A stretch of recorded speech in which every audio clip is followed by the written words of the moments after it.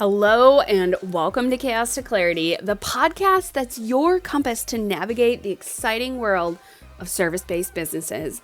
If you're a determined woman in your current business adventure, striving to conquer the chaos and build your empire, then you are in the right place. I'm your host, Maggie, your go-to business bestie and chaos navigator.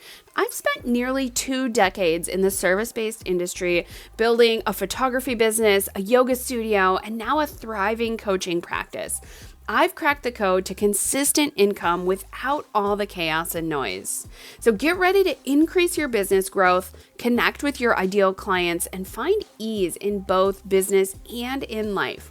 It's time to turn your frustrations into inspiration and your chaos into clarity. So go ahead and grab your coffee, a pen and paper, and let's dive into the journey of building your dream service-based business together. Are you ready? Let's go. Hello, everyone, and welcome to season 2 of the Chaos to Clarity podcast. My name is Maggie. I am your business mentor. I'm your lead Chaos to Clarity coach. I'm also your lead gen specialist and human design expert. I am so excited to be back. And for all my Slim Shady fans out there, guess who's back? Back again. And I say that mostly because, like, who doesn't love a little M&M? But also I feel so refreshed. So if you have been listening to my podcast, I took a break from solo episodes in April. It has been straight chaos here, and you know what? That's okay, because we're kind of on the other side of the chaos. Still experiencing some chaos, but also navigating in such a much better mindset. So, what are we getting into today? Today, we're talking about your human design and your business.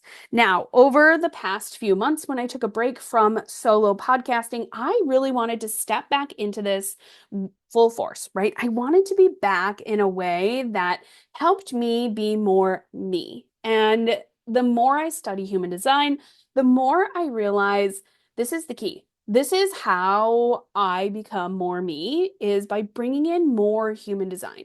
So for those of you who don't know, human design is basically a guidebook to you. It's astrology on steroids. It brings together like 7 different things.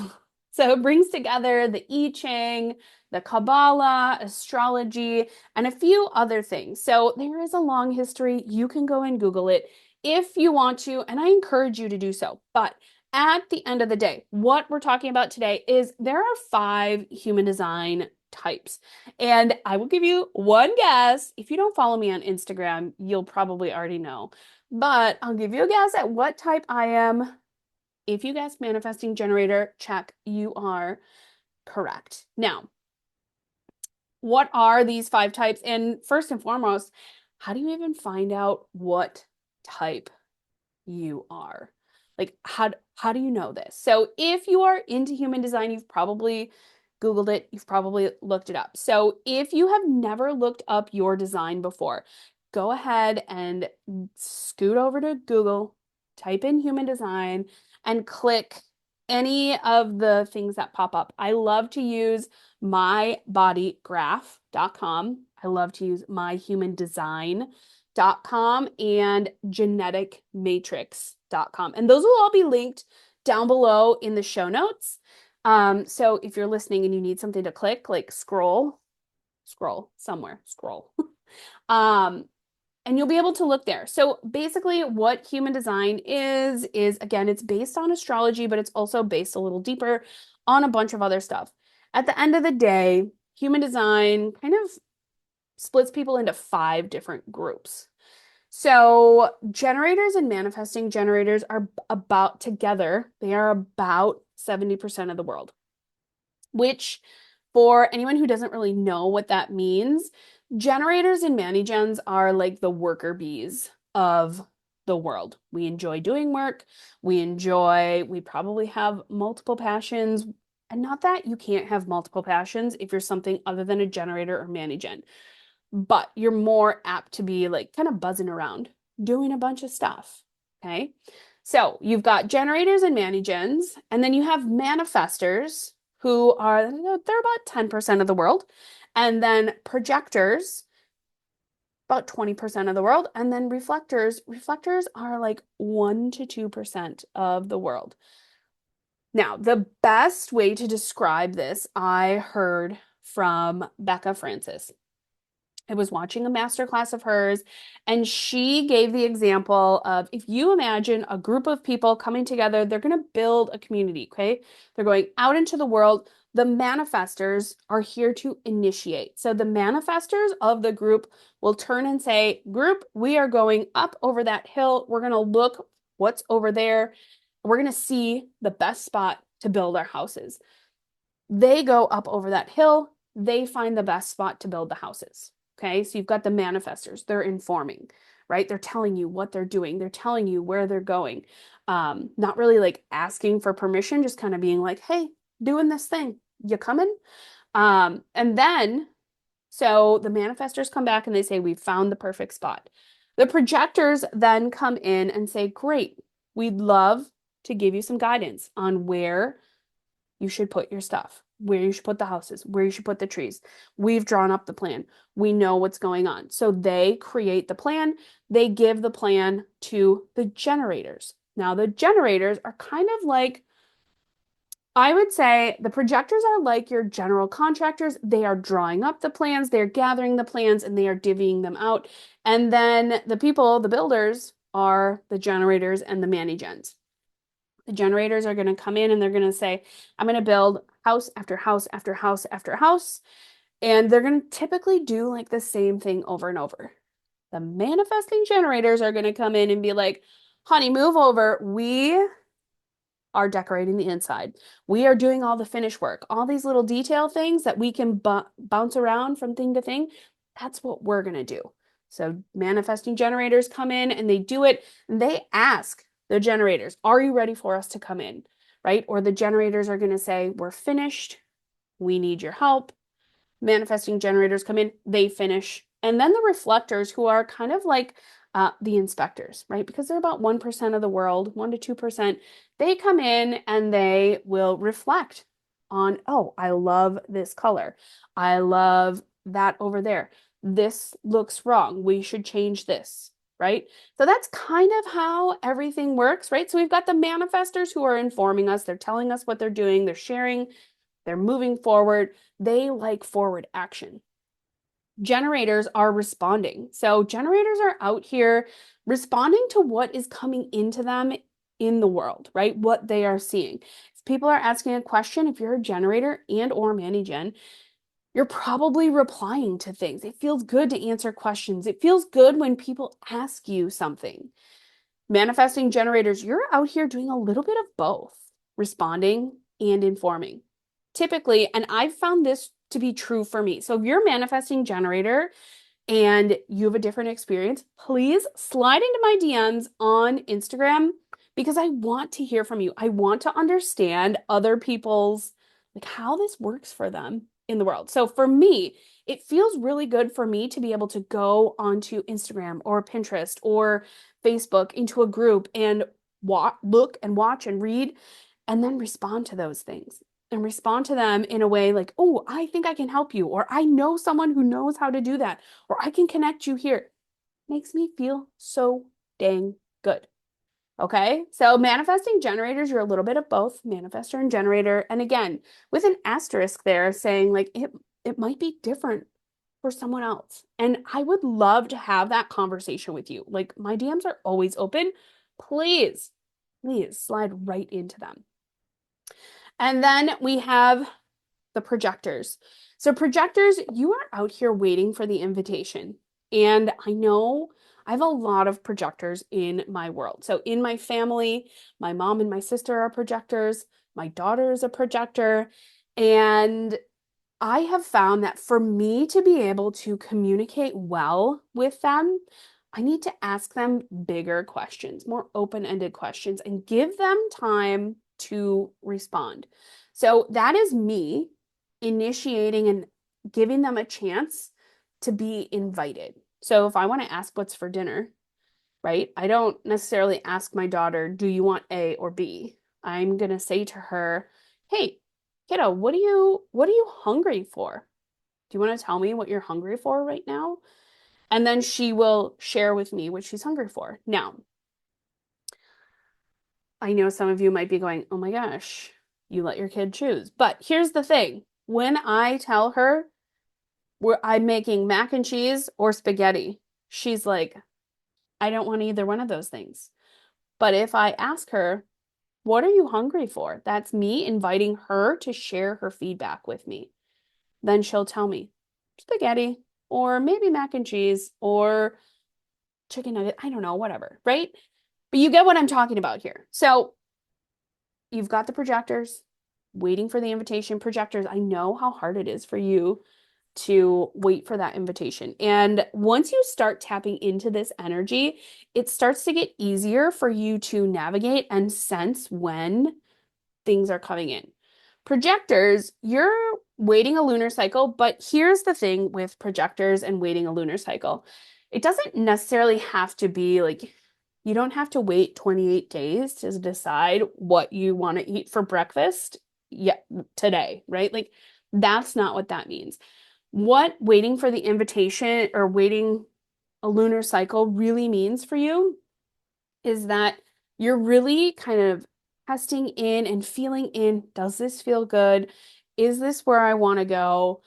You might need a little bit more time to think on some of those major decisions. For decisions that are like, what do I want to eat today? You are going to be able to reflect back in your natural state. So, knowing all of this, how does human design impact lead generation? What in the heck? How did you bring this together, Maggie?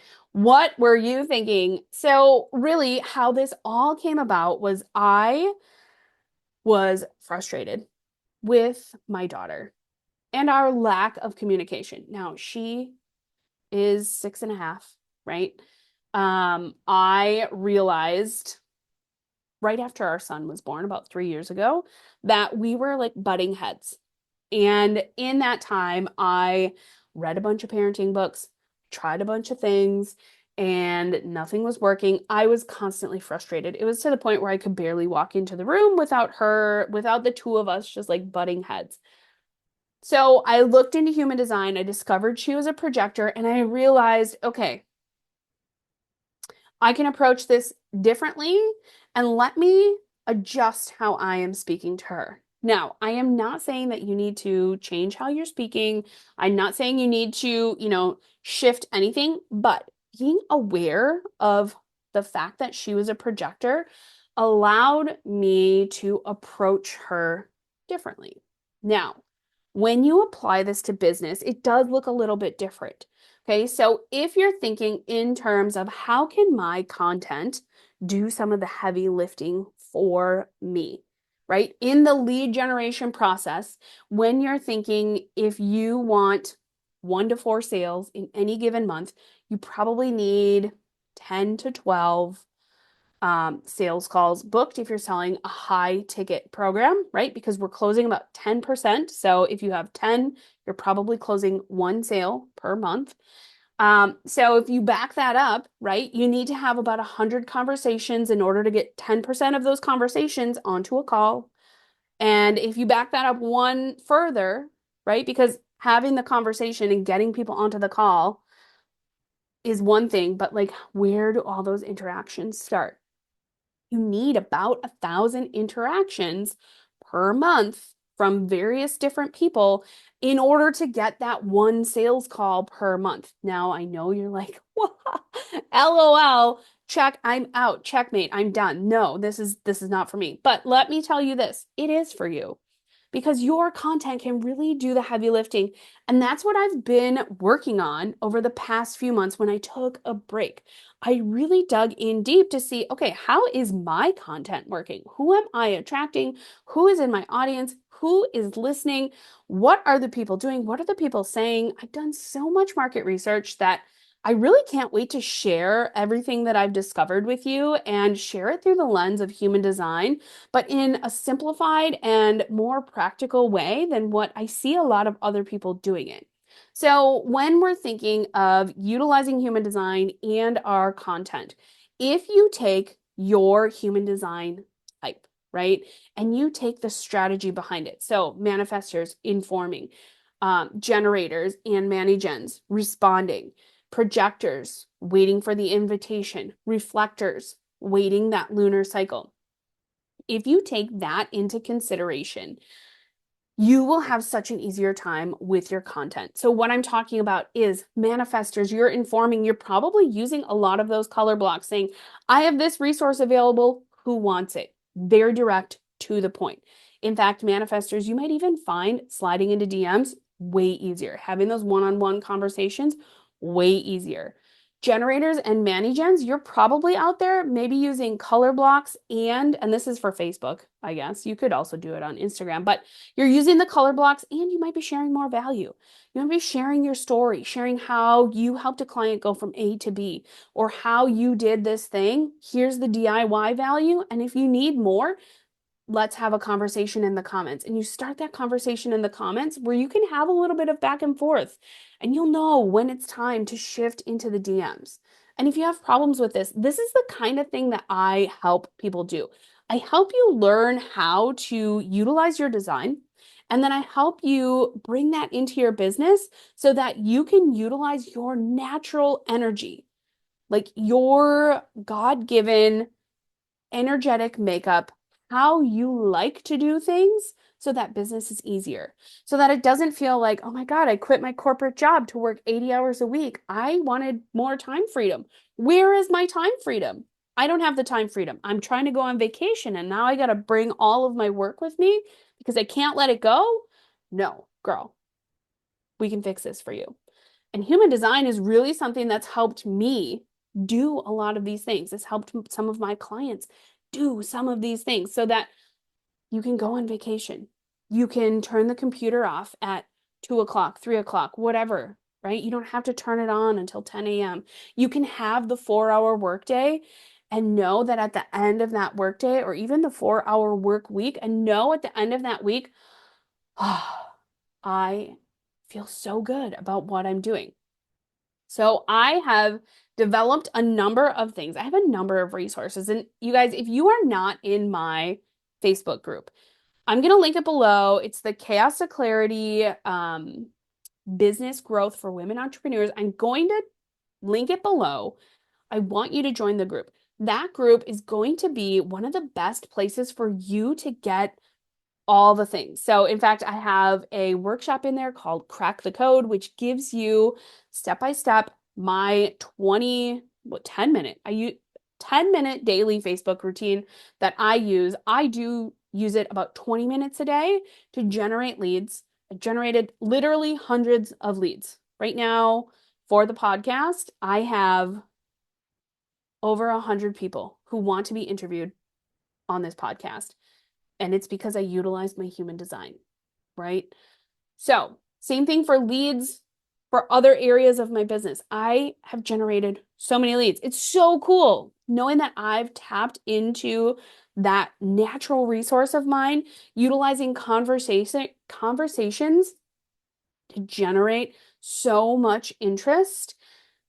You guys, it's magic. I'm not even kidding. I get so excited thinking about it because it really is like a magic button. Once you lean into it, you allow yourself to open up and expand and flow.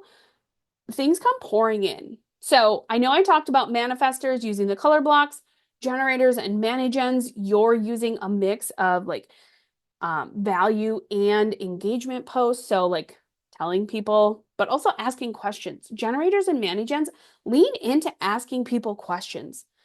Have people ask you questions. If you're stuck thinking like, I don't know what to post, have someone ask you questions or go to ChatGPT, tell it what you do, and then ask ChatGPT to ask you questions that your ideal clients might be asking or wondering or thinking or things you can talk about in your business. I promise it will help you.